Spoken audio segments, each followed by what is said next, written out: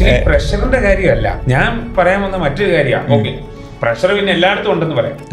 ഇവർ ഈ ആയിരക്കണക്കിന് വേക്കൻസികൾ എന്ന് പറയുന്നത് ശരിയാ, പക്ഷെ ഈ ആയിരക്കണക്കിന് വേക്കൻസികൾക്ക് വേണ്ടി ലക്ഷക്കണക്കിന് ആൾക്കാരാണ് നിൽക്കുന്നത്. കാരണം ഇത് സിവിലുകാർക്ക് എഴുതാം, മെക്കാനിക്കലുകാർക്ക് എഴുതാം, ഇലക്ട്രിക്കലുകാർക്ക് എഴുതാം, ഇലക്ട്രോണിക്സുകാർക്ക് എഴുതാം, കൊമേഴ്സുകാർക്കും എല്ലാവർക്കും എഴുതാവുന്നൊരു കാര്യമാണ്. പക്ഷെ അപ്പോൾ ഒന്ന് ആലോചിച്ച് നോക്കി, 1000 സീറ്റും 1,00,000 പേരും അല്ലെങ്കിൽ 10,00,000 പേരും, അപ്പോൾ കിട്ടാനുള്ള ചാൻസ് അവിടെ കുറയുക. പക്ഷെ സിവിൽ PSC ആണെങ്കിൽ ടെക്നിക്കൽ സൈഡിലേക്ക് വന്നു കഴിഞ്ഞാൽ സിവിൽ പഠിച്ച് അത് പാസ്സായവർക്ക് മാത്രമേ എഴുതാൻ പറ്റൂ. അപ്പൊ അവിടെ ചാൻസ് സത്യം പറഞ്ഞു കഴിഞ്ഞാൽ കൂടുകയാണ്. അത് പക്ഷേ അവര് ചിന്തിക്കുന്നില്ല. അപ്പൊ ഏറ്റവും നല്ലത് ഗവൺമെന്റ് സെക്ടറിലുള്ള സിവിൽ പഠിച്ച ഒരാളാണ് നിങ്ങളെങ്കിൽ ഗവൺമെന്റ് സെക്ടറിന്റെ ഈ സിവിൽ PSC അല്ലെങ്കിൽ ടെക്നിക്കൽ PSCയിലേക്ക് വരുന്നത് തന്നെയാണ് നല്ലത്.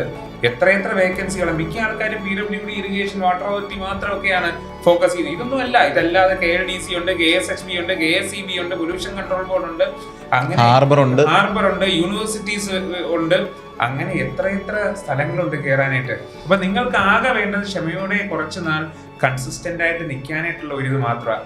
എന്റെ അഭിപ്രായത്തിൽ ഞാൻ പറയുന്നത്, നിങ്ങൾ 2 കൊല്ലം